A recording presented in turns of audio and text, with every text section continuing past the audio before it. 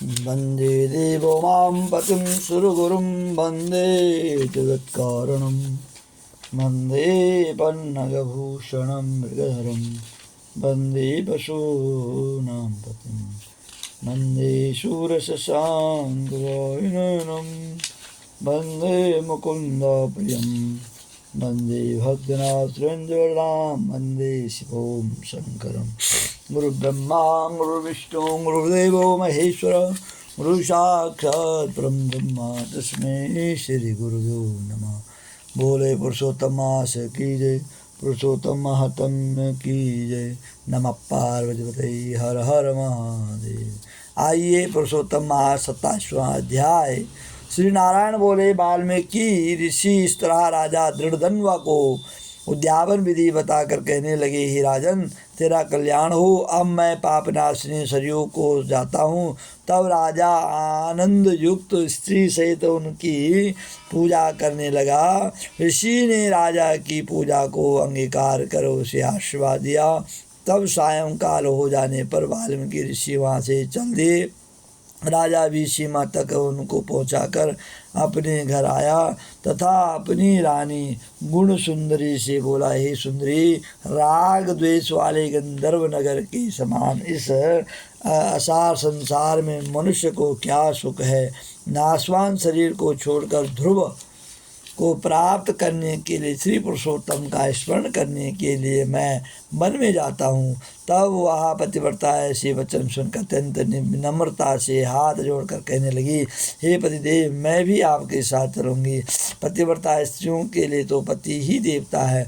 इस तरह प्रिया का वाक्य सुन करके अंगीकार करके राजा पुत्र को अभिराजाभिषेक करके स्त्री के साथ तत्काल मुनियों से सेवित वन को चला गया। इस तरह व्रत की विधि में स्थित हुई तपोनिधि राजा की वहाँ पतिव्रता रानी सेवा में तत्पर रहती। राजा के इस तरह करते हुए संपूर्ण पुरुषोत्तम मास के समाप्त होने पर वहाँ पर विमान आया और विमान पर चढ़ करके दोनों सुंदर नवीन शरीर धारण करके तत्काल गोलोक को चले गई।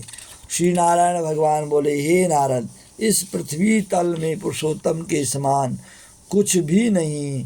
1000 जन्मों तक तप करने से भी वह फल नहीं मिलता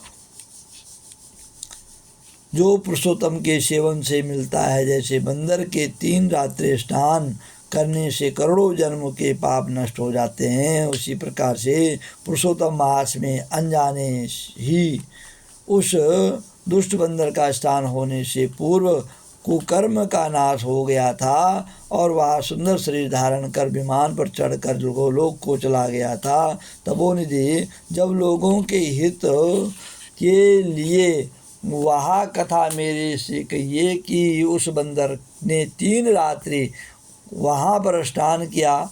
वह बंदर कौन था, उसने क्या आहार किया, कहाँ उत्पन्न हुआ और उसके अनजाने से ही पुरुषोत्तम मास में स्नान करने से क्या फल प्राप्त हुआ। श्री नारायण बोले, केरल देश में उत्पन्न अत्यंत लोभी एक ब्राह्मण था। इस कर्म से लोक में वह कंजूस नाम से विख्यात हुआ। यद्यपि उसके पिता ने उसका चित्रशर्मा नाम रखा, वह कभी भी कोई धार्मिक कृत्य नहीं करता। एक वन में विचरने वाला माली उसका मित्र था। वह ब्राह्मण सदैव अपने उस मित्र माली के पास जाकर रोकर बार बार अपना दुख कहा करता था।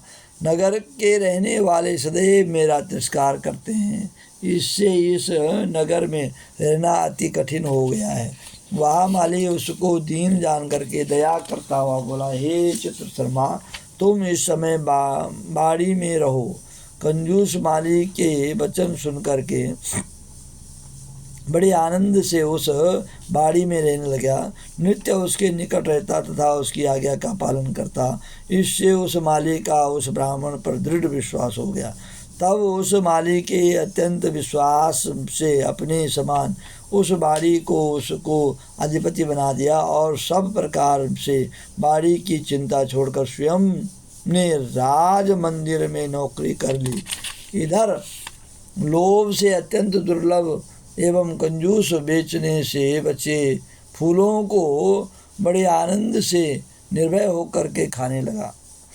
उस बाड़ी में उत्पन्न हुए द्रव्य को निर्भय होकर के आप ही ग्रहण कर लेता, और जब बाड़ी का माली पूछता तो असत्य बोलकर बहाना करता। इस तरह बुढ़ापे से गलित शरीर वाला वह दुर्बुद्धि कंजूस 87 वर्ष का हो गया। तत्पश्चात वह मूढ़ बुद्धि वाला कंजूस मृत्यु को प्राप्त हो गया। उसको जलाने के लिए काष्ठ भी नहीं मिला। वेदों के जानने वाले विद्वान कहते हैं कि बिना फल भोगे पाप नष्ट नहीं होते। मरने के पश्चात वह यमदूतों के मुदगरों की मार से हाहाकार करता हुआ अति भयंकर यम मार्ग को चला। विलाप करते हुए उस ब्राह्मण को यमराज के दूत यमराज के निकट लेकर गए। चित्रगुप्त उसको देखकर, उसके शुभ अशुभ कर्मों को देखकर अपने स्वामी धर्मराज से कहने लगा कि यह कंजूस ब्राह्मण अधर्मी है। इस दुर्बुद्धि वाले धन के लोभ का कुछ भी अच्छा कार्य नहीं किया। यह बाड़ी में रहता, बड़े पाप कर्म करता, बाड़ी के माली, बगीचे के मालिक माली से विश्वासघात किया करता। श्री नारायण बोले, हे नारद, इस तरह चित्रगुप्त के वाक्य सुनकर के धर्मराज अत्यंत क्रोधित हो गए और यह 1000 वर्ष तक बंदर की योनि में रहे तथा विश्वासघात का फल उसको बाद में मिलेगा। 1000 वर्ष तक उसको बंदर की योनि में भेज दिया और फिर कहा जो इसने विश्वासघात किया उसका फल इसको बाद में मिलेगा। इस प्रकार से 27वें अध्याय की कथा है। आगे कथा कल 28वें अध्याय में आएगी। तो इस पुरुषोत्तम मास का 27 दिन हो चुके हैं और भगवान पुरुषोत्तम मास में पूजा पाठ दान पुण्य अवश्य करना चाहिए। इस 27 में लिखा हुआ है कि 33 वस्तुओं का दान करना चाहिए। 33 वस्तुओं का दान करना चाहिए, नहीं तो 33 वस्तुओं का कम से कम दान करना चाहिए और भगवान का नाम चिंतन निरंतर करना चाहिए। ये शिव शक्ति दर्शन सेक्टर 24 यूट्यूब चैनल को सब्सक्राइब लाइक करें। हर हर महादेव। श्री कृष्ण गोविंद हरि मुरारी नाथ नारायण वासुदेवा। नमः पार्वती पते। हर हर महादेव।